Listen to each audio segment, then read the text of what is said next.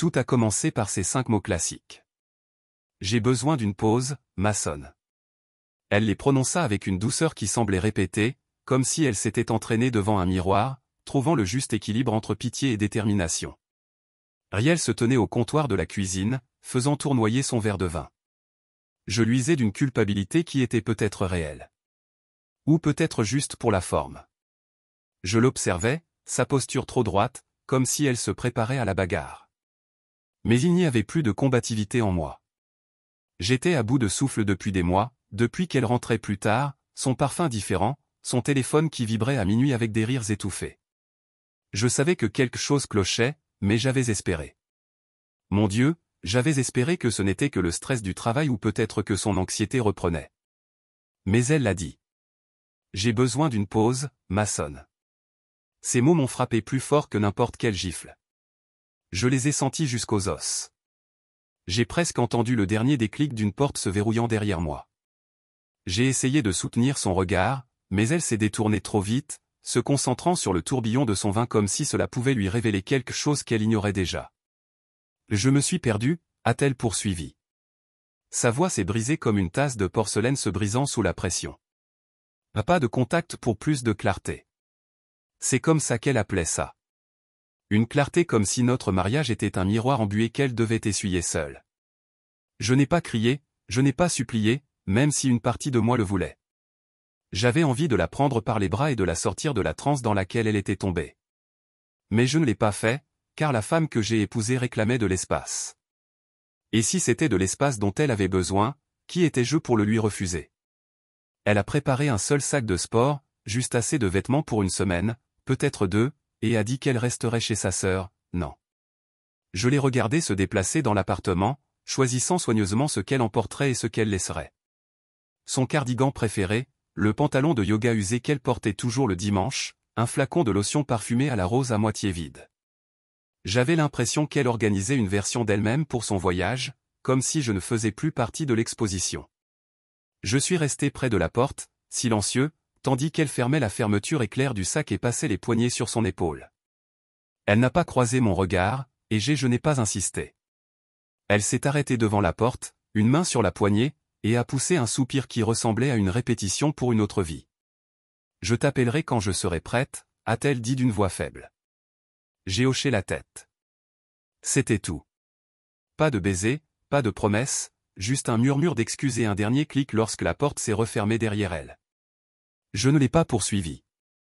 Je ne l'ai pas appelée. Je suis resté là, à fixer la porte comme si elle allait s'ouvrir à nouveau, et qu'elle reviendrait, réalisant que tout cela était une erreur.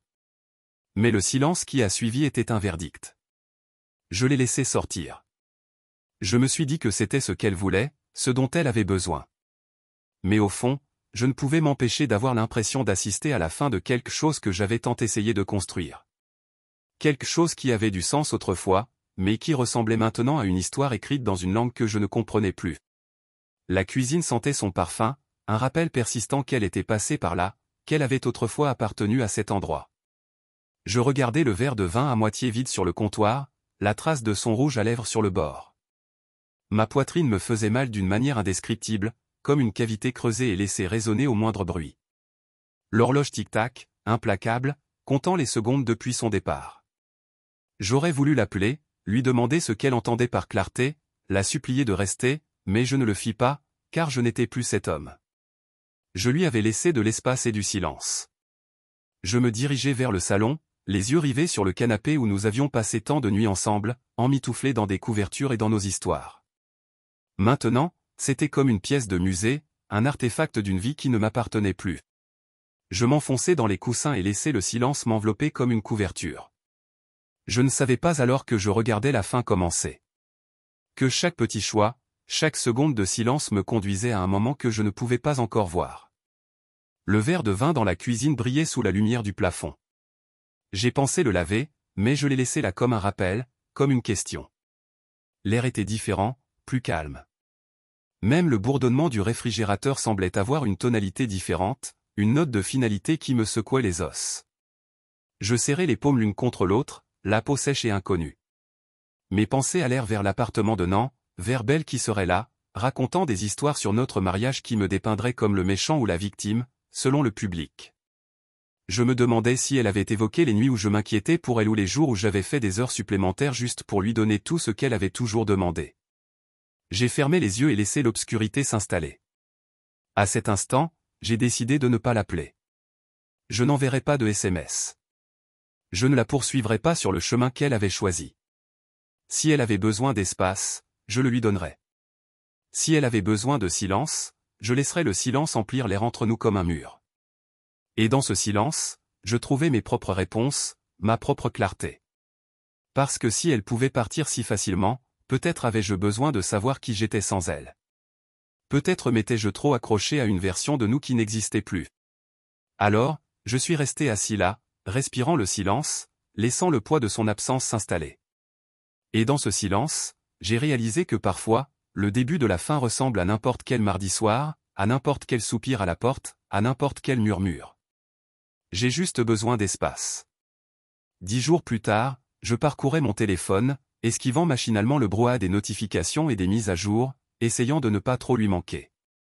L'appartement était trop calme, empli de ce silence pesant qui s'installe quand on passe l'aspirateur et qu'on réorganise juste pour passer le temps. Je l'ai bloqué sur la plupart des réseaux sociaux après son départ. Un mélange d'instinct de survie et de colère sourde, mais je n'avais pas bloqué sa mère, Loretta. J'imagine qu'une partie de moi voulait s'accrocher à une bouée de sauvetage. Un moyen de savoir ce qui se passait sans avoir à demander. Une fenêtre sur le désordre. Il était tard. Quelque part entre l'heure où le monde dort et celle où les insomniaques s'agitent. J'étais assise au bord du lit, la lueur de l'écran me peignant le visage d'une lumière bleu pâle. Quand je l'ai vue, la retraite post-remise à zéro familiale de Loretta. Reconnaissante. Un carrousel de photos ensoleillées s'alignait sous la légende. Un défilé de transats et de cocktails aux couleurs vives, des pieds parfaitement manucurés dans le sable. Et elle était là, belle, rayonnante sur chacune d'elles. Elle était radieuse, les cheveux illuminés par le soleil et la peau éclatante. Le genre d'éclat impossible à simuler avec un filtre. Un sourire éclatant sur chaque image. Mais ce n'était pas ce sourire qui me frappait au ventre. C'était lui. Jared.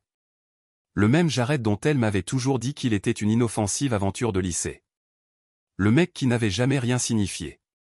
Le type avec qui on se parle à peine. Et il était là, photo après photo, bronzé, torse nu, les bras nonchalamment enroulés autour de sa taille, comme s'il l'avait fait 1000 fois, comme s'il n'avait jamais arrêté, comme si je n'avais jamais existé. Je fixais l'écran, la poitrine serrée comme un poing. Chaque photo était comme une nouvelle claque. Il y avait celle où elle portait ce bikini orange qu'elle avait commandé sur la page d'une influenceuse. Elle l'avait présenté devant le miroir de notre salle de bain, me demandant s'il la rajeunissait. Elle était là, un grand sourire, les bras autour du cou de Jared, ses mains fermement posées sur ses hanches, comme si elle était fière d'être à lui, comme si elle l'avait choisi bien avant moi. Mon pouce planait sur l'écran, partagé entre la rage et l'incrédulité. J'avais envie de balancer le téléphone à travers la pièce. Au lieu de ça, je me suis contenté de fixer. Les légendes n'aidaient pas. Les liens familiaux. Reconnaissante pour ces moments. Reconnaissante pour lui. J'ai fait défiler les photos, espérant, priant pour avoir mal compris. Peut-être y avait-il une explication. Peut-être que Jared était là avec sa famille et qu'il était par hasard dans le cadre.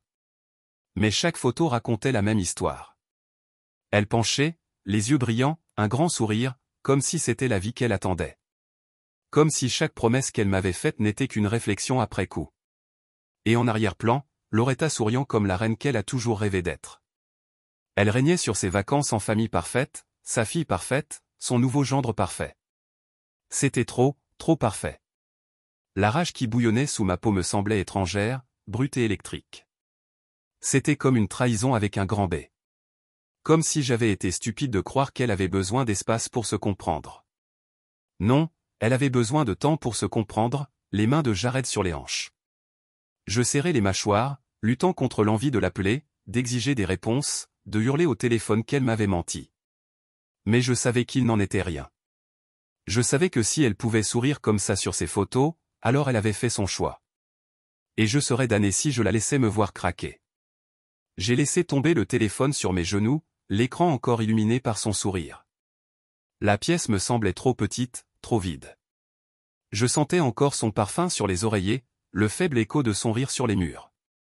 Mais tout cela n'était qu'une illusion, un souvenir qui ne m'appartenait plus. Elle l'avait choisi. Ou peut-être l'avait-elle toujours voulu, et je n'avais été que le substitut, le pont dont elle avait besoin pour passer d'un chagrin d'amour à un autre. Cette pensée me donnait la nausée. Je me suis levé et j'ai marché jusqu'à la cuisine, la lumière du plafond trop vive, le carrelage blanc trop propre. J'ai agrippé le comptoir et pris une inspiration, laissant la colère se calmer juste assez pour réfléchir. Il fallait que je prenne une décision. Je ne pouvais pas rester assis là, à faire défiler des photos qui ne feraient qu'aggraver la blessure.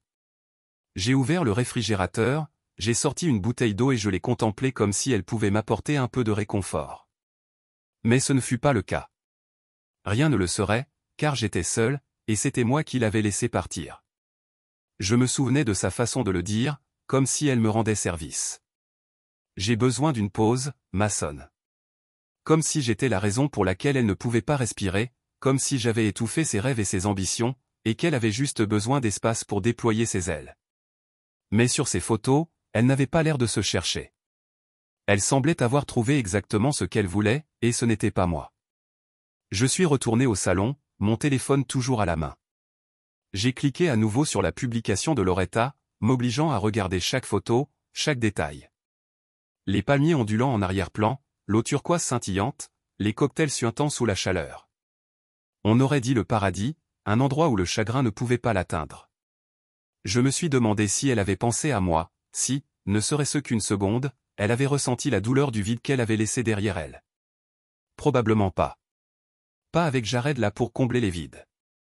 Je me suis affalé sur le canapé, sentant le poids de mes propres décisions. Je pouvais l'appeler. Je pouvais lui envoyer un SMS pour exiger des réponses. Mais qu'est-ce que cela prouverait? Que j'étais assez faible pour implorer une explication qu'elle ne donnerait jamais? Que j'étais encore attaché à une femme qui avait choisi de laisser les mains d'un autre homme reposer sur ses hanches pendant qu'elle riait des vagues? Non, je ne lui donnerais pas cette satisfaction. Je ne lui donnerais pas le pouvoir de décider de ce que je pensais de moi-même. Alors, assis là, dans le noir, l'écran de mon téléphone s'éteignant, je me suis fait une promesse. Je la laisserai prendre ses vacances. La laisserai sans Jared. La laisserai profiter du soleil radieux, des sourires parfaits et des fausses légendes. Parce que je n'en avais pas besoin. Je n'avais pas besoin d'elle. J'avais besoin de la vérité.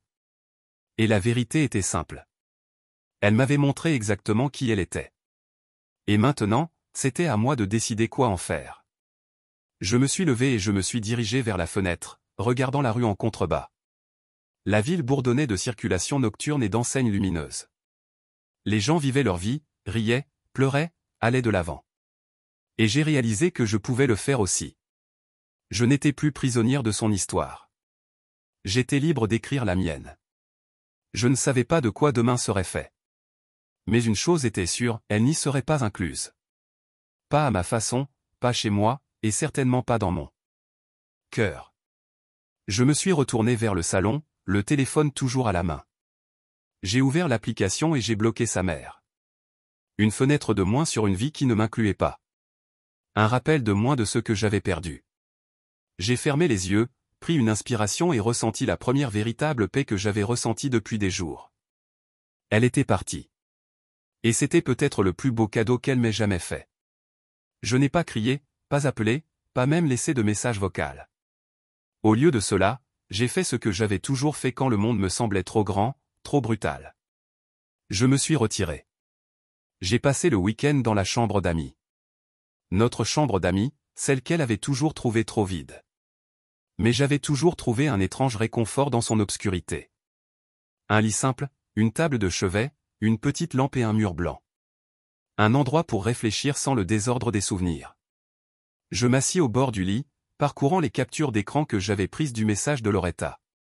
Celle avec le sourire de Belle et les bras de Jared comme des barres de fer autour de sa taille. Chaque image était comme un clou dans le cercueil de la vie que je croyais avoir construite. Mais je ne me laissais pas engloutir par le chagrin. Je le laissais m'endurcir. Au lever du soleil samedi, je me mis au travail. Chaque pas était réfléchi. J'ai commencé par le placard, son côté, celui que je lui avais soigneusement offert lors de notre emménagement. Celui qui sentait la lavande et la vanille chaude, avec un soupçon d'eau de Cologne au santal que je portais juste parce qu'elle aimait ça. J'ouvris la porte coulissante et contemplai les rangées de vêtements. Certains neufs, d'autres usés, d'autres jamais essayés. Une vie en tissu. J'ai pris le premier article. Une robe à fleurs qu'elle avait portée à mon dîner de promotion. Je l'ai pliée soigneusement et placée dans une boîte solide que j'avais étiquetée au marqueur noir. Boîte 1, robe et jupe. C'était clinique, sûr, comme un processus avec un début et une fin, comme si je pouvais à nouveau contrôler quelque chose. J'ai fouillé sa garde-robe méthodiquement, pliant chaque pièce avec la même précision que j'avais autrefois réservée à la composition florale de ces dimanches matins. Chaque chemisier, chaque pull, chaque pantalon de yoga, chacun a été rangé dans sa propre boîte, étiqueté et numéroté. Boîte 2, boîte 3, boîte 4. J'ai fait un inventaire pour chaque article. J'ai pris des photos du contenu et je les ai fixées sur le dessus des boîtes avec du ruban adhésif transparent. Pas de confusion, pas d'erreur, rien qu'elle puisse m'accuser d'avoir égaré. Je suis passé à la salle de bain ensuite. Ces bouteilles de shampoing et d'après-shampoing à moitié vides. Les sels de bain qu'elle achetait toujours dans ce spa hors de prix. Sa trousse de maquillage à la fermeture éclair cassée. Boîte 5. Les essentiels de la salle de bain.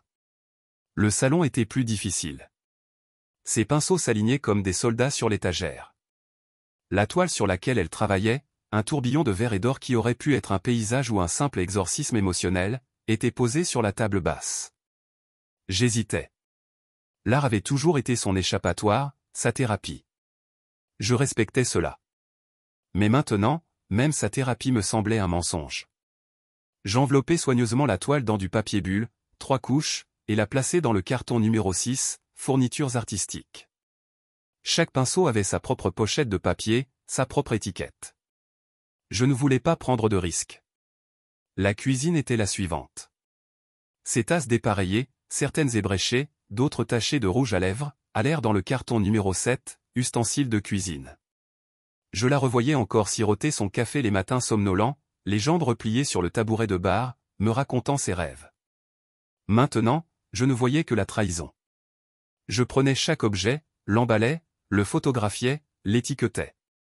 Pas de dispute, pas de démenti, chaque tasse était comptabilisée, chaque verre protégé.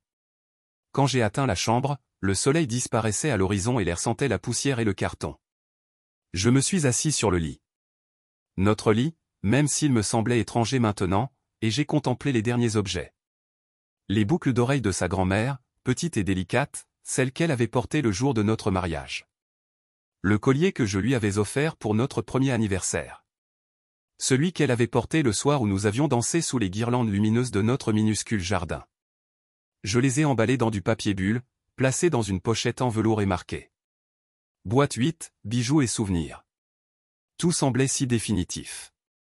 12 boîtes, 12 petits cercueils bien rangés pour chaque morceau de sa vie qui avait saigné dans la mienne. Je les ai empilés près de la porte, chacun marqué d'une feuille d'inventaire et d'un autocollant fragile. J'ai pris des photos de chaque boîte, dessus, côté, dessous, et je les ai conservées dans un dossier intitulé « Bien de belles ». Je ne voulais pas la moindre accusation de vol. Aucune faille qu'elle pourrait exploiter plus tard. Chaque détail était pris en compte. Puis je suis allé en ligne, j'ai rempli les formulaires et j'ai programmé la livraison du coursier lundi matin. L'adresse. Chez Loretta et Carlton. Je me demandais s'ils signeraient ensemble, se souriant comme des conspirateurs. Je me demandais si Jared serait là, portant ses cartons à l'intérieur comme s'il la faisait déjà entrer dans une nouvelle vie. J'ai imaginé le visage de Loretta, lèvres pincées et dignes, me regardant m'effacer de l'histoire de sa fille, un carton à la fois. Cette pensée ne m'a pas fait autant mal que je l'aurais cru. Je crois que j'en avais assez de souffrir. Quand j'ai eu fini, j'ai passé l'aspirateur. C'était comme un retour à la normale, comme essuyer la poussière d'une trahison devenue trop lourde à porter. Les lignes du tapis formaient des rayures parfaites sous la lumière de la lampe, un petit morceau d'ordre dans une vie qui avait si mal tourné. J'ai jeté un dernier coup d'œil au carton, bien rangé, étiqueté, définitif, et j'ai senti quelque chose se déplacer dans ma poitrine, une paix inattendue, car c'était la fin. C'était la fin. Plus de disputes houleuses à propos de ce qui appartenait à la maison. Plus d'appels téléphoniques larmoyants me suppliant de laisser des choses chez ses sœurs. Tout était géré avec professionnalisme, comme il se doit. J'ai pris mon téléphone et mis à jour mon statut amoureux, célibataire. C'était comme une petite victoire, comme un pas en avant. Je l'ai bloqué. J'ai bloqué Loretta. J'ai bloqué Jared. C'était une quarantaine numérique, une façon d'empêcher la contamination de leur trahison de se propager davantage dans ma vie. Les notifications cesseraient. Les photos disparaîtraient. Les visages souriants et les légendes lumineuses disparaîtraient de mon fil d'actualité. J'y étais bien parvenu. Quand j'ai eu terminé, je me suis placé au centre de l'appartement, notre appartement, et j'ai pris une grande inspiration. L'espace semblait différent maintenant, plus léger, comme si un orage était passé, laissant derrière lui un ciel plus clair. Je pouvais à nouveau voir l'avenir, même s'il était flou et incertain. Mais au moins, c'était à moi maintenant. Plus aucune empreinte de personne dessus, juste moi et les choix que j'avais faits pour me protéger.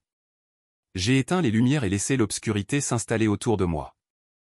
Les cartons se dressaient comme des sentinelles silencieuses attendant le matin. Je n'ai pas pleuré. Je n'ai pas crié. Je n'ai même pas soupiré. J'ai juste laissé le silence envahir la pièce. Et pour la première fois depuis longtemps, je n'avais pas l'impression d'attendre son retour. Je n'attendais rien. Parce que ce n'était plus à propos d'elle. C'était à propos de moi. Et j'avais déjà décidé, pas de contact, pas de drame, pas de regret, juste une rupture nette, un nouveau départ, et peut-être, juste peut-être, le début de quelque chose de plus fort que ce que nous avions vécu. Parce que parfois, le meilleur moyen de guérir est de tout emballer et de tout expédier. 3 semaines de silence se sont installées comme une couverture lestée sur ma poitrine, me serrant la poitrine chaque fois que j'entrais dans l'appartement et que je n'entendais pas sa voix. Les premiers jours, je m'attendais presque à ce qu'elle m'appelle, m'envoie un texto, me dise qu'elle avait changé d'avis. Mais rien ne vint. Le silence s'étendit sur des jours, puis sur des nuits où le tic-tac de l'horloge murale de la cuisine résonnait plus fort que ma propre respiration. Je remplissais le temps de longues heures à la salle de sport, d'heures supplémentaires au travail, de préparation de repas que je ne faisais jamais seul. Je me disais que je trouvais la paix dans le silence. Et peut-être que c'était le cas, peut-être que c'était le seul moyen de guérir. Puis mon téléphone vibra, interrompant mon dîner de poulet réchauffé et de riz froid. Un numéro inconnu s'illumina sur l'écran. L'espace d'une seconde, ma poitrine se serra. Ce ne pouvait pas être elle. Elle avait fait son choix. Mais la curiosité l'emporta. Je décrochai. Bonjour. Ma voix était calme, posée, comme si j'avais répété ce moment 100 fois. Il y eut un silence, une légère inspiration à l'autre bout du fil. Puis sa voix, douce comme la pluie. Mason, c'est moi. Même après tout ça, entendre sa voix me faisait l'effet d'une lame. J'ai fermé les yeux, les laissant glisser entre mes côtes. J'ai essayé d'imaginer son visage, ses yeux miel qui brillaient chaque fois que je franchissais la porte. La façon dont ses lèvres se retroussaient lorsqu'elle était sur le point de rire, mais tout ce que je voyais, c'était son sourire dans les bras de Jared, lumineux et facile, comme si la douleur qu'elle m'avait laissée n'existait pas. « Salut, belle », ai-je dit. Mon ton était poli mais froid, comme si je parlais à une lointaine connaissance, pas à la femme à qui j'avais promis une vie éternelle. Elle a dû ressentir le froid. Elle a hésité. J'ai réfléchi, a-t-elle commencé à parler lentement et prudemment, comme si elle marchait sur la glace, à propos de nous, à propos de tout. Je crois que je suis prête à parler, vraiment parler. J'ai réfléchi et je veux juste essayer avec nous. Sa voix s'est brisée et, l'espace d'une seconde, je me suis demandé si elle pleurait. L'ancienne moi aurait bondi pour la réconforter, pour lui dire que tout allait bien, qu'on trouverait une solution ensemble. Mais cet homme était parti. Il a emballé sa vie dans 12 cartons et l'a envoyé chez sa mère. Il a passé l'aspirateur et bloqué son numéro. Il a décidé que la paix passait par le silence. Je n'ai pas répondu tout de suite. J'ai laissé la patte s'étirer jusqu'à ce qu'elle soit inconfortable. Je voulais qu'elle le ressente, qu'elle sache que ce n'était plus son histoire à écrire. Finalement, j'ai pris une inspiration et je l'ai dit. Il n'y a pas de nous, belle. Les mots sont sortis d'un ton égal, tranchant, sans tremblement, sans excuse, juste la vérité. Elle a pris une inspiration, et j'ai imaginé ses yeux s'écarquiller comme il le faisait toujours quand elle n'obtenait pas ce qu'elle voulait. Mason, a-t-elle murmuré. S'il te plaît, j'ai travaillé sur moi-même. Je sais que j'ai fait une erreur. Je sais que je t'ai blessé, mais j'avais juste besoin de temps. J'avais besoin de comprendre qui j'étais sans toi. Sa voix s'est brisée à nouveau. Je veux juste essayer. Juste une dernière chance. J'ai fermé les yeux, serrant le téléphone comme si c'était le dernier lien entre moi et le passé. Ma poitrine s'est serrée, mais je ne l'ai pas laissé me briser. Je lui avais donné toutes les chances qu'elle avait demandées. Je lui avais laissé de l'espace. Je lui avais donné du temps. Je lui avais tout donné, même quand ça faisait mal. Mais je n'allais pas lui donner plus que ce qu'il me restait. Réel, ai-je dit d'une voix ferme. Tu as eu ta chance. Tu as fait ton choix. Je ne suis pas un plan B. Le silence à l'autre bout du fil. Le genre de silence vibrant de regret. Je la voyais presque debout dans un endroit qu'elle croyait sûr. Le téléphone collé à son oreille, les yeux écarquillés par la réalisation que peut-être, juste peut-être, je ne reviendrai pas maçonne. Elle essaya de nouveau, la voix plus basse maintenant. S'il te plaît, ne fais pas ça. On était bien ensemble. J'étais juste confuse. J'ai failli rire, mais c'est sorti comme un soupir sec. Confuse, ai-je répété, en faisant tourner le mot dans ma bouche comme si je ne l'avais jamais entendu. C'est comme ça qu'on appelle ça quand on est sur une plage avec les mains de son ex sur les hanches. Les mots flottaient dans l'air comme de la fumée. Elle ne répondit pas. Impossible de répondre, car nous connaissions tous les deux la vérité et il était impossible de la déformer. Écoute, continuai-je d'une voix froide comme l'acier. Je ne vais pas crier. Je ne vais pas supplier. Je ne vais même plus te blâmer. Mais il n'y a plus rien à arranger. Tu es parti.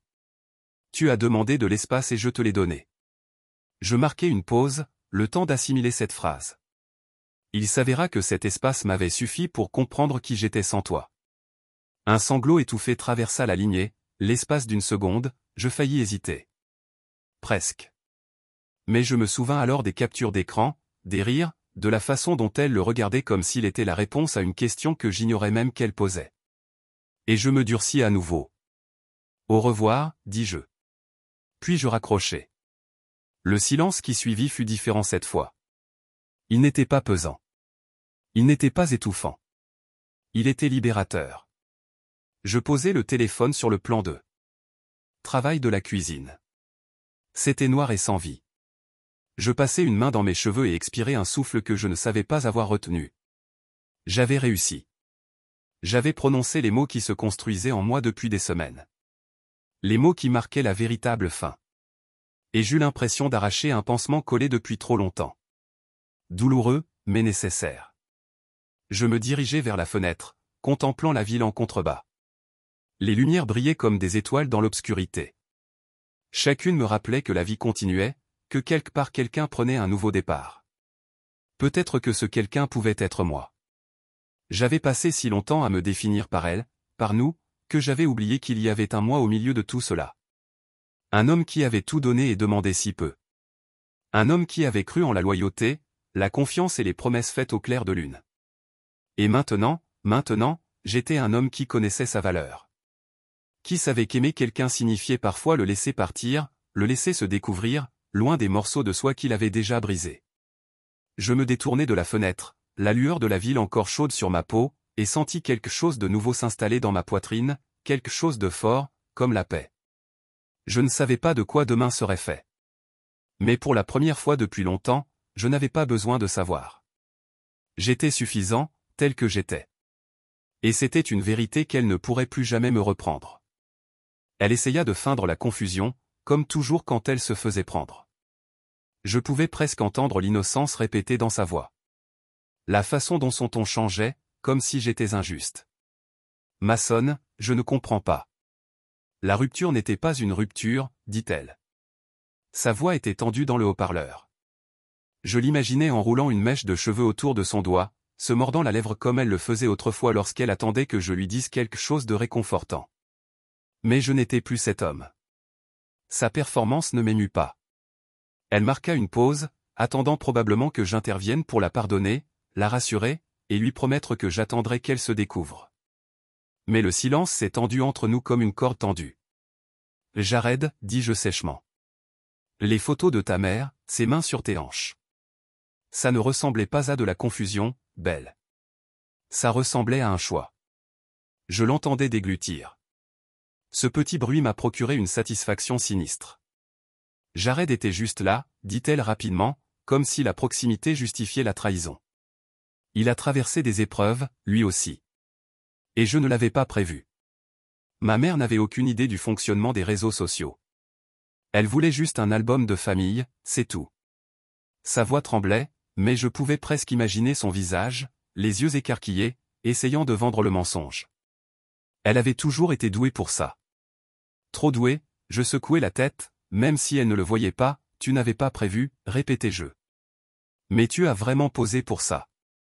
Je sentais ma voix se tendre à chaque mot. Chaque syllabe était un refrain qui faisait remonter des souvenirs que je ne voulais pas revivre. Son rire, son odeur, la façon dont elle s'était penchée vers moi et m'avait dit que j'étais le seul homme qu'elle ait jamais vraiment aimé. Maintenant, ces souvenirs ressemblaient aux histoires d'un livre que je n'avais jamais voulu lire. Elle renifla. Mason, s'il te plaît.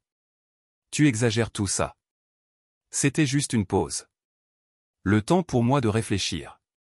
Tu étais censé me laisser de l'espace, pas me juger comme ça. Son ton changea de nouveau. Cette pointe de défensive s'insinuait. Je l'ai reconnue. La façon dont elle avait toujours rejeté la faute sur moi. La façon dont elle m'avait fait remettre en question mes propres instincts. Pas cette fois. L'espace. Ai-je répété. C'est comme ça que tu l'appelais. L'espace. Et qu'as-tu fait de cet espace? Tu l'as rempli de lui. Ce n'est pas de la confusion, Belle. C'est de la trahison. Je me suis levé et me suis dirigé vers la fenêtre, scrutant la rue en contrebas. Les voitures passaient comme des lucioles paresseuses. Quelque part là-bas, des gens vivaient des vies qui n'avaient pas été brisées par des mensonges. Elle a commencé à paniquer. Je l'entendais. Mason, mes carnets de croquis, les boucles d'oreilles de ma grand-mère. Où sont-ils? S'il te plaît, ils sont importants pour moi. Ces mots sont venus d'un coup, comme une rupture. S'il te plaît, dis-moi que tu n'as pas tout jeté. Je l'imaginais fouillant la chambre d'amis de sa sœur, ne trouvant rien d'elle, réalisant que je l'avais dépouillée de mon espace comme on décolle du vieux papier peint. Ils sont dans la boîte numéro 8, ai-je dit. Calmement. Emballés sous papier bulle, étiquetés, expédiés chez tes parents. J'ai fait l'inventaire. Tout est comptabilisé. De rien. Son souffle s'est arrêté, et j'ai failli ressentir une pointe de pitié, mais cela est passé aussi vite qu'il est venu, car c'était la femme qui m'avait menti en pleine face et qui pensait que j'avais laissé passer. Mon Dieu, Mason, pourquoi es-tu si vindicatif? Cracha-t-elle, la colère perçant enfin les fissures de sa voix. Je n'ai rien fait de si mal. J'avais juste besoin de temps. Je sentis ma mâchoire se serrer. Vindicatif, c'est comme ça qu'elle appelait ça. Comme si j'avais agi par dépit et non par nécessité. Vindicatif, répétai-je d'un ton calme. Non, Belle, je suis minutieuse, pour qu'il n'y ait pas de confusion. Donc, il n'y a pas de... Peut-être que ça s'est perdu ou que j'ai oublié. J'ai fait en sorte que tu récupères chaque parcelle de vie que tu as laissée derrière toi. Chaque dernière moquerie, chaque dernière épingle à cheveux, chaque dernier espoir que j'avais en nous. Ma voix tremblait à l'orée de ce dernier mot. Mais je la stabilisai. Elle laissa échapper un léger sanglot, comme si elle était choquée par ma froideur. Je n'arrive pas à y croire. Tu es comme ça, murmura-t-elle d'une voix rauque. On était censé être partenaires. Tu as dit que tu me soutiendrais toujours, même dans les moments difficiles. Je serrai les dents. Partenaire? C'était un mot qu'elle avait si souvent utilisé, mais il avait perdu son sens. On ne s'abandonne pas aux premiers signes de difficulté. On ne trouve pas de réconfort auprès d'anciens amours quand les choses se compliquent. On était partenaires, avais-je convenu, jusqu'à ce que tu cesses de l'être. J'ai laissé le silence se prolonger, lui laissant le temps de l'assimiler. Tu as choisi ta voie. Tu as choisi ton réseau de soutien. Tu as choisi Jared. Je n'ai pas élevé la voix. Je n'en avais pas besoin. La vérité était assez crue pour être tranchante. Là elle renifla de nouveau, et je pouvais presque imaginer les larmes. Je voulais juste me sentir à nouveau en vie, dit-elle. Doucement. Tout est devenu si lourd entre nous. Le travail, les factures, la pression. J'avais besoin de me rappeler qui j'étais avant tout ça. Sa voix se brisa. Je n'ai jamais voulu te faire de mal, soupirai-je. Une profonde expiration fatiguée. Mais tu l'as fait, dis-je. Et le truc, c'est que j'en ai assez de porter le poids de ta confusion. Tu voulais te comprendre. C'est bien, mais ne me demande pas de nettoyer le désordre après. Je passai une main dans mes cheveux, la tension se relâchant de mes épaules tandis que les mots prenaient forme. Tes affaires sont chez tes parents, tes œuvres d'art, tes souvenirs, tout ce que tu as laissé derrière toi. J'ai fait en sorte que tu aies tout ça, parce que c'est moi. C'est l'homme que tu as laissé. Un homme qui finit ce qu'il commence. Elle pleurait maintenant, d'un ton étouffé et rauque. Mason, s'il te plaît, gémit-elle. Mais j'en avais assez des, s'il te plaît. J'en avais assez des, peut-être. J'en avais assez de toutes ces promesses à moitié tenues et de ces excuses à moitié senties. Au revoir, Belle, dis-je.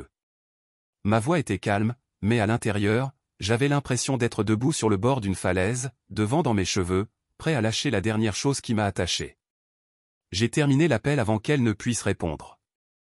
Je me suis penché contre le cadre de la fenêtre, laissant le verre frais me stabiliser. Dehors, la nuit était vivante avec les sons des voitures, des rires et l'écho lointain d'un monde qui ne se souciait pas de mon chagrin. Je respire profondément, sentant que l'air remplir mes poumons avec quelque chose de proche du soulagement. Pour la première fois depuis des mois, j'avais l'impression d'avoir fait quelque chose pour moi, comme si j'avais tracé une ligne dans le sable et refusé de la laisser remonter. J'ai jeté un coup d'œil autour de l'appartement, propre, calme, le mien. Je ne me demande plus si elle reviendrait. Plus d'attente d'excuses. Juste moi. Et peut-être que c'était suffisant. C'est peut-être à quoi ressemblait vraiment la fermeture. Une nuit seule avec votre propre voix vous disant que vous avez fait la bonne chose. J'ai éteint la lampe et laissé l'obscurité s'installer, ressentant plus de paix dans ce vide que je n'aurais jamais ressenti dans ses bras. Parce que parfois la meilleure chose que vous puissiez faire pour vous-même est d'arrêter d'être le filet de sécurité pour la chute libre de quelqu'un d'autre. Et dans cette obscurité, j'ai trouvé ma propre lumière. Je pensais que c'était fini. Je pensais que mes boîtes et mon silence avaient tracé une ligne dans le sable qu'elle ne traverserait plus jamais. Mais la trahison a une façon de ramper dans le même moule dans les coins que vous pensiez nettoyer. Il était tard, près de minuit, quand je me suis arrêté dans le parking, épuisé d'un quart de travail qui avait l'impression de ne jamais se terminer. J'avais travaillé des heures supplémentaires, me déversant dans des projets, n'importe quoi pour remplir les espaces vides qu'elle avait laissés. L'appartement avait recommencé à se sentir comme le mien, un sanctuaire. Mais au moment où j'ai fait la fermeture de ma portière, je savais que quelque chose n'allait pas. Ils étaient là sur mes pas, encadrés par la lueur jaune terne de la lumière du porche. Belle, redémarrait, serrant les bords de son pull comme une bouée de sauvetage. Et à côté d'elle, les bras pliés et la mâchoire se fixent comme un juge d'audience, se tenait Loretta, toujours aussi composée, toujours aussi certaine de sa propre justice. Je m'arrêtai, des clés à la main, les regardant comme si j'étais trébuché sur le mauvais plateau de cinéma. Nous devons parler correctement, a déclaré Loretta avant même d'atteindre le pas du bas en face à face. Sa voix portait le même ton dominant qui m'avait fait penser qu'elle se souciait de moi quand j'étais le golden boy qui avait épousé sa fille, celle dont elle s'est vantée au brunch. Maintenant, cela ressemblait à une accusation. Les yeux de Belle étaient mouillés et plaides. Mason, s'il vous plaît, dit-elle, sa voix à peine plus qu'un murmure. Nous n'avons jamais vraiment parlé de ce qui s'est passé. Je n'ai pas mentionné que l'espace était venu avec les bras de Jared autour de sa taille. Grace était la raison pour laquelle j'avais emballé sa vie dans des boîtes soignées au lieu de la jeter sur le trottoir. Belle essuya ses larmes, son mascara m'accolant sous ses yeux. Jared était une erreur, dit-elle, la voix tremblante. Je jure, Mason. Cela ne voulait rien dire. J'étais perdu. Je ne savais plus qui j'étais. J'avais besoin de ressentir quelque chose, et il était juste là. Ses paroles étaient frénétiques, désespérées, comme une femme noyale qui atteignit tout ce qui la garderait à flot. J'ai rencontré son regard sans tressaillir. Des erreurs, dis-je. Les erreurs oublient un anniversaire ou un dîner en feu. Les erreurs ne nécessitent généralement pas de maillot de bain et de cocktails assortis. Mon ton était froid, mais je ne me sentais pas froid à l'intérieur. Je me sentais vivant. Comme chaque morceau de moi-même qu'elle avait ébréché, je revenais enfin. Belle tressaillit, et le visage de Loretta s'est assombri. Ce n'est pas juste, elle a cassé. Vous savez, Les médias sociaux font que les choses sont pires qu'elles ne le sont. Demandez-lui de poser des photos avec son ex. J'ai besoin que tu me pardonnes.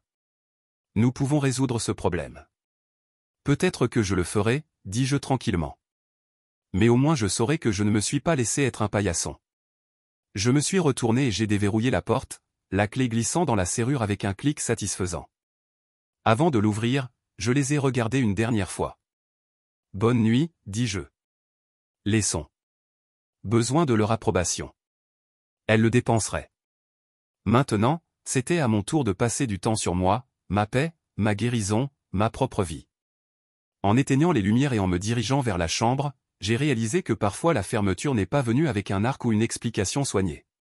Parfois, il est livré avec une porte verrouillée et les connaissances que vous étiez assez fortes pour la fermer vous-même et cela m'a suffisant. Vous avez changé les serrures? Sa voix a craqué par le haut-parleur comme du tonnerre par une journée sèche. Je pouvais pratiquement voir son visage, les yeux écarquillés, les lèvres tremblantes, les mains sur les hanches comme si elles venaient d'être lésées. Je suis resté silencieux pendant une seconde, laissant la question s'installer comme si elle méritait une réponse au-delà de l'évidence. Bien sûr, j'ai changé les serrures. À quoi s'attendait-elle? Que je laisse la porte grande ouverte pour qu'elle puisse revenir, les bras pleins d'excuses et de s'excuses bon marché. Oui, dis-je finalement, montons même. J'étais fier de la stabilité de la sortie. Indépendamment par le tremblement dans sa voix, j'ai changé les serrures. C'est mon appartement maintenant, mon espace. J'ai fini de partir, cela s'ouvre à quelqu'un qui ne vit plus ici. J'ai entendu une vive respiration à l'autre extrémité. C'était son raconte, le son qu'elle a toujours émis lorsqu'elle était sur le point de se lancer dans une dispute. Je me préparais, penchant contre le comptoir de la cuisine, le marbre froid pressant dans mes paumes comme une encre. Vous avez jeté ma plante ou deux, n'est-ce pas? Elle a demandé. Celui avec les plantes succulentes de notre voyage d'anniversaire. Comment pourriez-vous juste? Je l'ai coupé. Encadré 3, dis-je, ma voix calme mais ferme, étiqueté, rembourré, double enveloppé, envoyé à la place de vos parents avec tout le reste. Je laisse le silence s'étirer, imaginant son visage à ce moment-là, l'indignation se dégonflant comme un ballon sauté. La voix de Loretta a coupé ensuite, tranchante, cassante, comme si elle attendait son signal. Mason, tu as humilié ma fille, claqua-t-elle. Elle a réussi assez sans que vous la traitiez comme un criminel. Vous avez mis sa vie et l'avez expédiée comme des ordures. Comment osez-vous? Je pouvais presque la voir debout dans ses appartements de créateur et tenant une tasse de tisane comme un gavel. Elle s'était toujours portée comme un juge, toute autorité sévère et la colère juste. Mais pas ce soir. Ce soir, je ne lui donnerai pas la satisfaction. Je ne l'ai pas humiliée, dis-je, ma voix stable comme pierre. J'ai respecté sa décision de partir. J'ai respecté son espace. Je la respectais suffisamment pour emballer ses affaires avec soin. Tout ce qu'elle a laissé, chaque pinceau, chaque tasse, chaque mémoire de Godam, je l'ai traité comme si c'était important, parce que c'était le cas. Pour moi, ça l'a fait. Et maintenant c'est encore la sienne. Je n'ai pas jeté une seule chose. J'ai laissé le poids de mes paroles pendre là, remplissant l'espace où son jugement a tenté de s'installer. Belle a essayé de sauter alors, sa voix tremblante. Mason, je ne voulais pas dire que les choses deviennent si compliquées, a-t-elle plaidé. J'avais juste besoin de temps pour respirer, pour me comprendre. Tu m'as toujours précipité. Tu ne m'as jamais donné l'espace pour me secouer la tête même si elle ne pouvait pas le voir. Tu es partie, Belle. Tu as choisi de l'espace et je te l'ai donné. Mais tu n'avais pas besoin d'espace. Tu avais besoin d'un alibi. Et je te faisais. Elle est votre femme, sa voix se révèle dans ce ton qui a toujours fait des dents. Mûre quand elle a dit qu'elle ne l'a pas fait, sachez qui elle était plus. Je lui ai tout donné. Et que m'avait-elle donné? Une pause. Espace. Les mains de Jared sur ses hanches. Tu as raison, Loretta, dis-je. Ma voix bas et stable. J'ai fait des vœux. Je les ai pris au sérieux. Tous les jours, tous les soirs.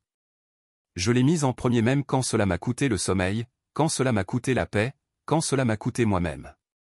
Mais elle a brisé ses vœux au moment où elle a trouvé du réconfort dans les bras de quelqu'un d'autre. Le moment où elle a décidé que ma loyauté était quelque chose qu'elle pouvait prendre pour acquise.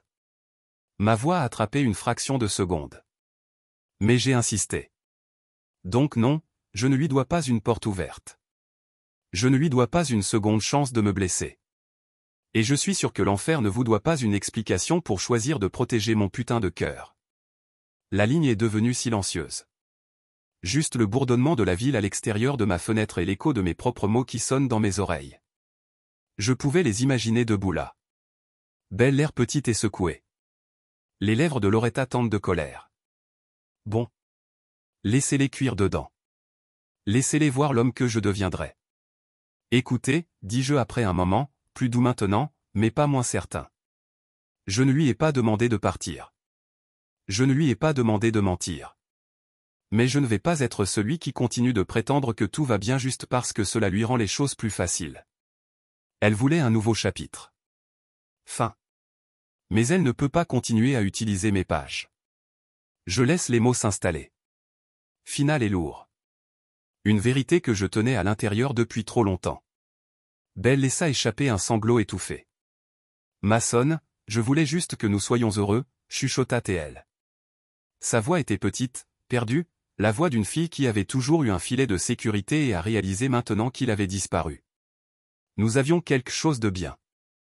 J'ai foiré, je sais, mais je ne peux pas recommencer à émousser dans une résignation calme. Vous avez raison. Nous avions quelque chose de bien une fois, mais vous l'avez cassé.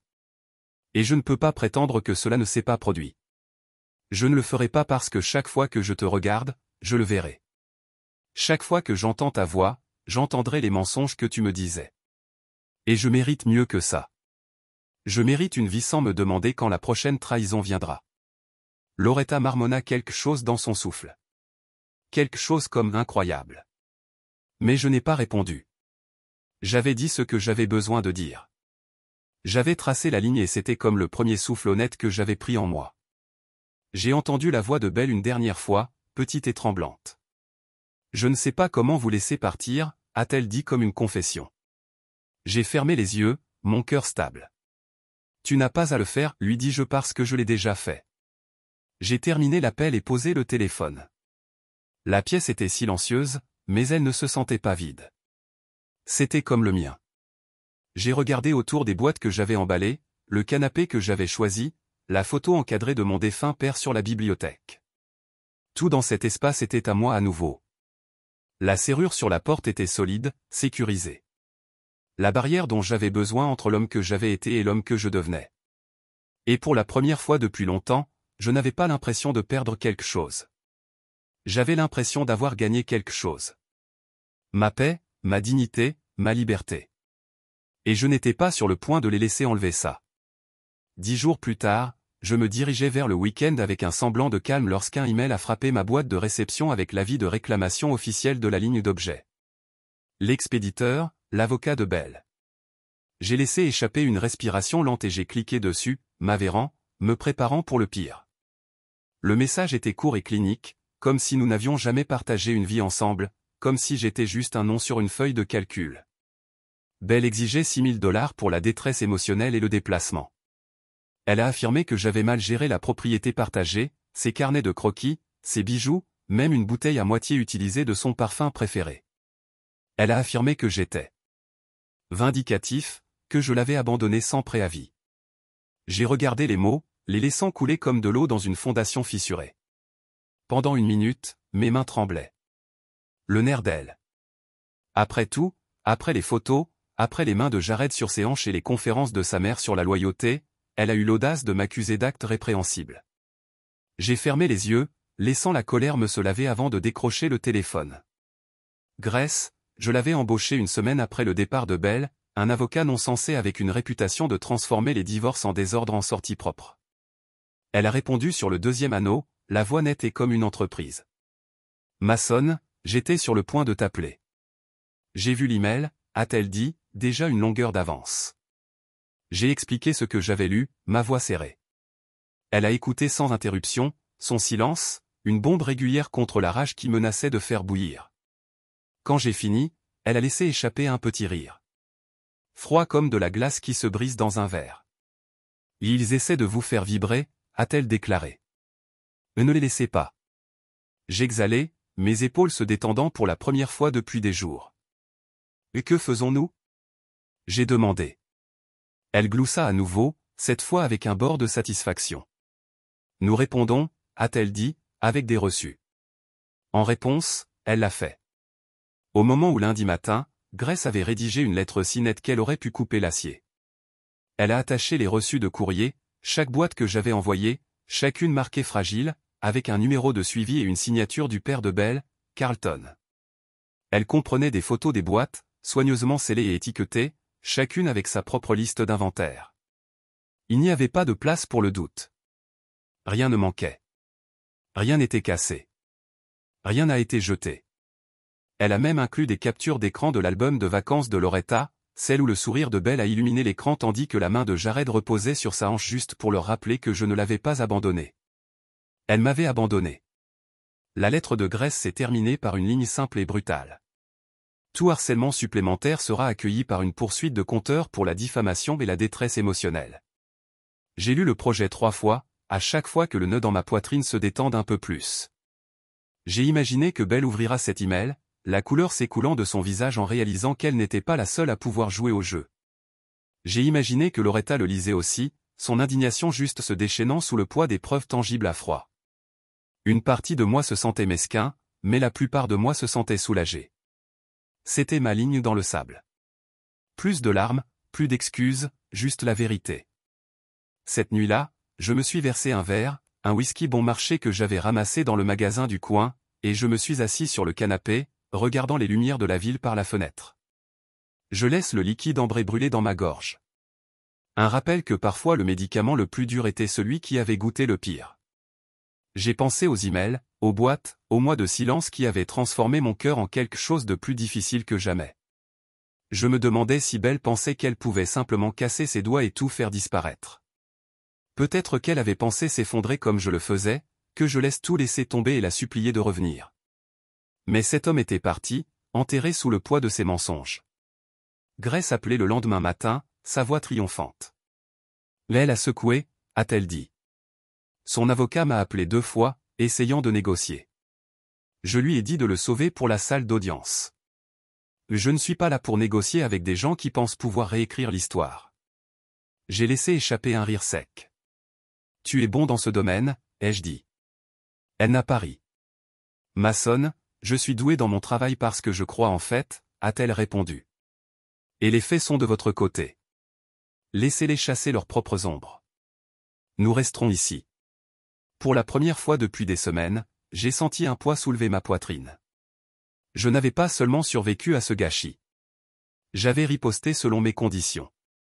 J'avais tracé mes propres frontières et je les avais tenues. J'avais regardé les gens qui pensaient pouvoir me contrôler trébucher sur leur propre arrogance. Et c'était bien. Pas vengeur, juste propre, comme le premier souffle d'air après une longue tempête. Je me suis assis à la table de la cuisine, en faisant défiler mes courriels, en regardant la réponse que Grace avait envoyée, chaque pièce jointe soigneusement étiquetée, chaque capture d'écran comme un bouclier. J'ai pensé à l'avocat de Belle, en les lisant en ligne, réalisant à quel point j'ai documenté chaque détail de son départ.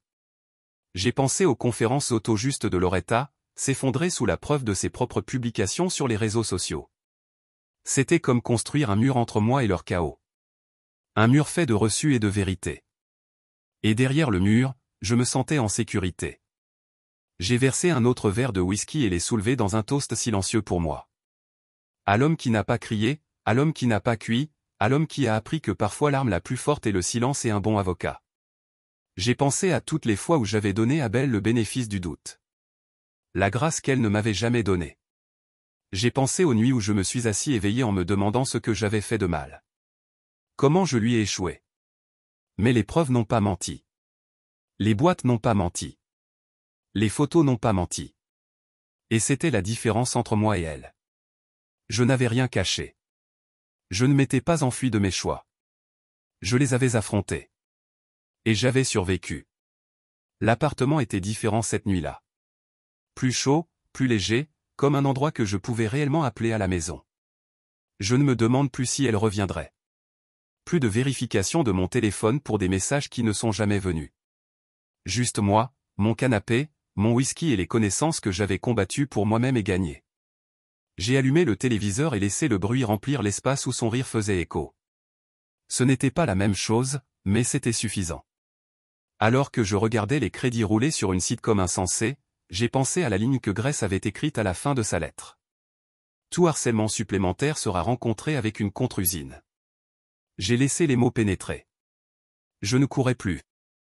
Je n'étais pas l'homme qui attendait qu'elle change d'avis. J'étais l'homme qui a appris que parfois l'amour ne signifie pas d'attendre. Parfois, cela signifie lâcher prise, peu importe combien ça fait mal. J'ai levé mon verre une dernière fois, le liquide ambre attrapant la lumière. Comme une promesse.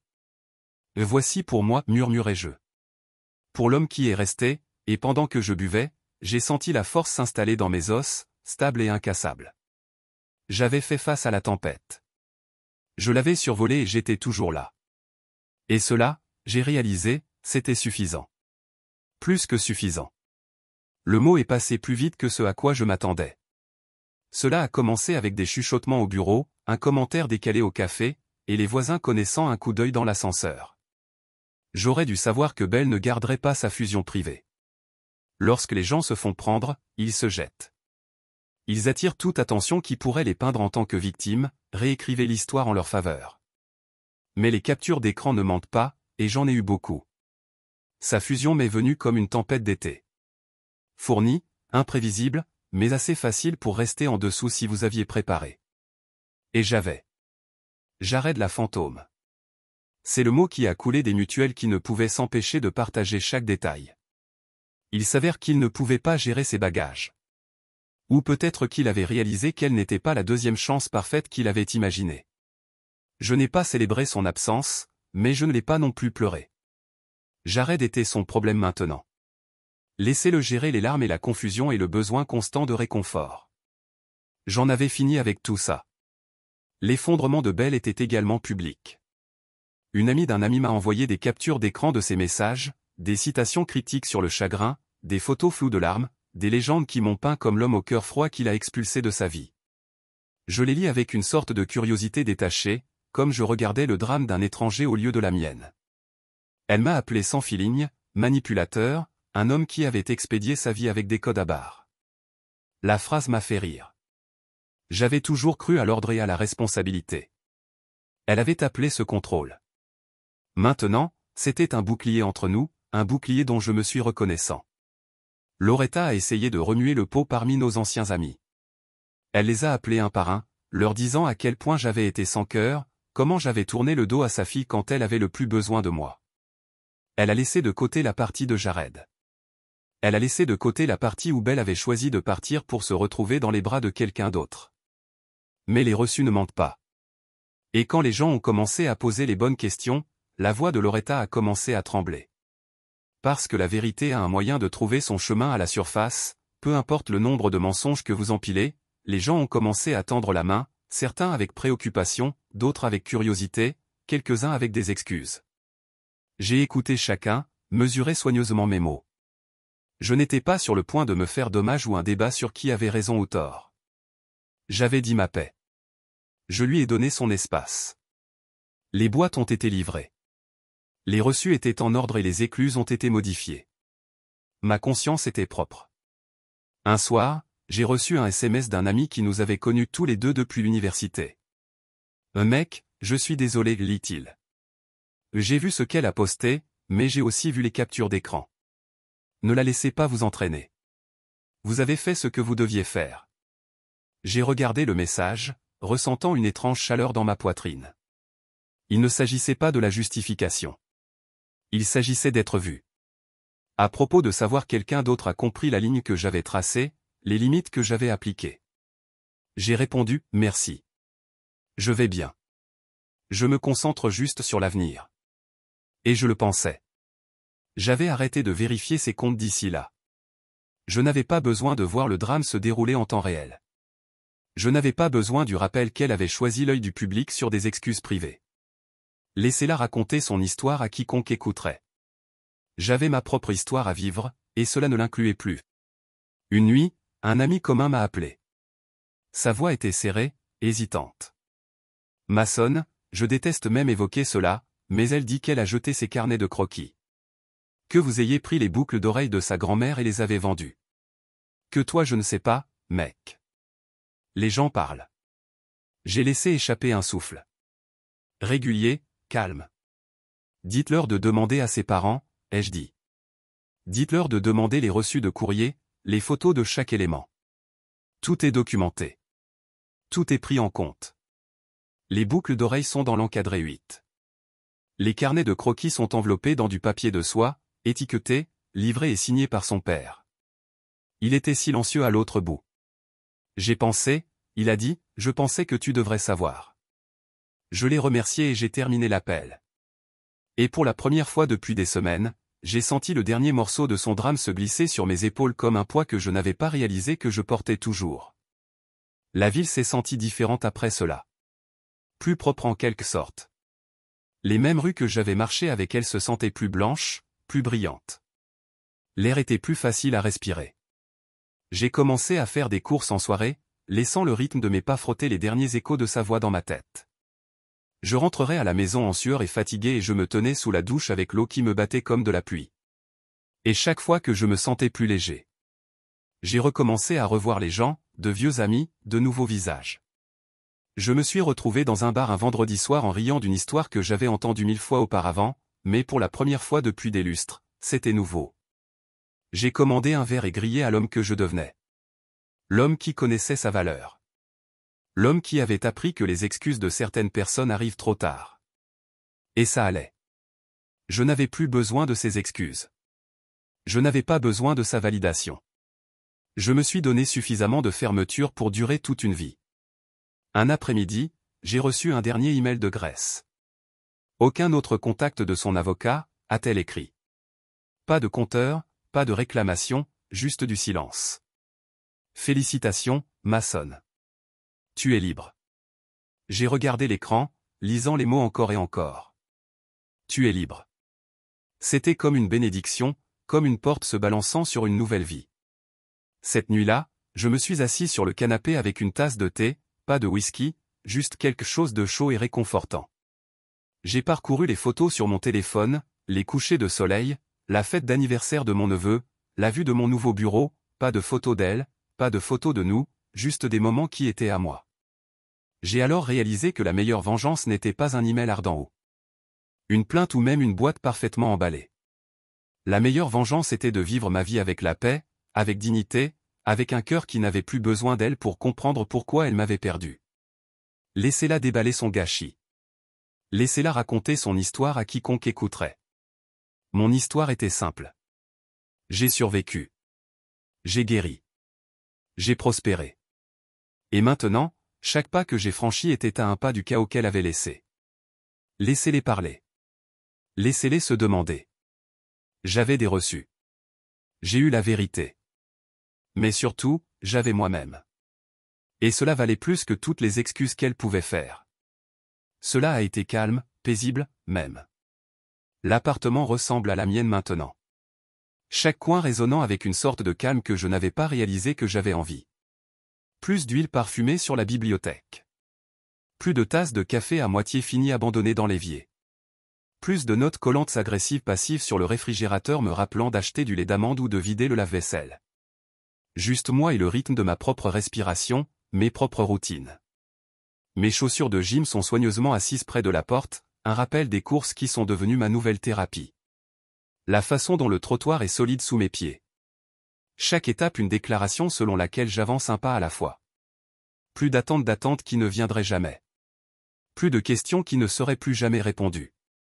Il suffit de transpirer et de souffler le rythme régulier de mon propre cœur. Et ça fait du bien. Cela ressemble à la liberté. J'ai recommencé à sortir ensemble. Rien de grave. Juste des dîners légers, des conversations faciles, des rires qui ne viennent pas avec des cordes attachées. Personne ne me demande de réparer leurs pièces cassées. Et je n'offre pas non plus le mien. C'est rafraîchissant. Le premier rendez-vous a été un dîner calme avec une femme nommée Lydia. Elle est intelligente, drôle, le genre de personne qui écoute sans attendre de parler. Nous avons parlé de films et de livres et de la façon dont les lumières de la ville ont l'air des nuits pluvieuses. Elle ne m'a pas posé de questions sur Belle, et je ne l'ai pas élevée parce que c'est mon temps maintenant. Ma chance d'entrer dans une vie qui n'est pas définie par ce que j'ai perdu, mais par ce que je peux construire. Parfois tard dans la nuit, je pense à Belle, de la façon dont elle avait l'habitude de la peinture, ou de la façon dont elle bouquait ses jambes sous elle sur le canapé. Je ne pense pas au ton condescendant de Jared ou de sa mère. Je pense à la femme que j'ai épousée, celle qui me regardait comme si j'étais la seule personne dans la pièce. Je pense aux promesses que nous avons faites et à la façon dont elle s'est éloignée d'eux. Et puis je me rappelle que la version d'elle que j'aimais n'existe plus. Peut-être qu'elle ne l'a jamais fait. Et ce n'est pas grave parce que la version de moi qui avait besoin de sa validation n'existe plus non plus. L'autre jour, je suis passé devant le banc du parc où elle m'a d'abord dit qu'elle m'aimait. Je m'arrêtai un instant, laissant le souvenir scintiller comme un vieux film réel. Son rire, la façon dont le vent a attrapé ses cheveux, les aigus doux dans sa voix. Je ne me sentais pas en colère. Je ne me sentais pas amer. Je me sentais juste reconnaissant parce que l'aimer m'a appris à m'aimer. Comment défendre ma propre valeur? Comment emballer une vie qui me brisait et l'envoie sur son chemin? Comment dire au revoir? La meilleure vengeance, je me suis rendu compte, ne concerne pas la rage ou la destruction. Il s'agit de vous retirer du cycle qui vous fait mal. Il s'agit de choisir la paix plutôt que le chaos, la dignité sur le drame. Il s'agit de construire une vie si pleine et riche que la personne qui vous a brisé le cœur devient une note de bas de page, une leçon apprise, une page tournée. Et c'est ce que j'ai fait. Je suis sorti de son histoire et dans la mienne. Et chaque jour, je décide comment cette histoire se déroule. Ce soir, je vais régler mon alarme pour une course précoce. Je rencontrerai Lydia pour un café après et peut-être que nous rions de quelque chose de stupide. Un chien dans un pull. Un enfant avec du chocolat sur son visage. Je vais rentrer à la maison, ouvrir les fenêtres et laisser la lumière affluer. Je vais préparer un dîner pour un et ce sera suffisant. Plus que suffisant. Parce que j'ai appris que je suis assez avec ou sans elle. Toujours. Le sera toujours.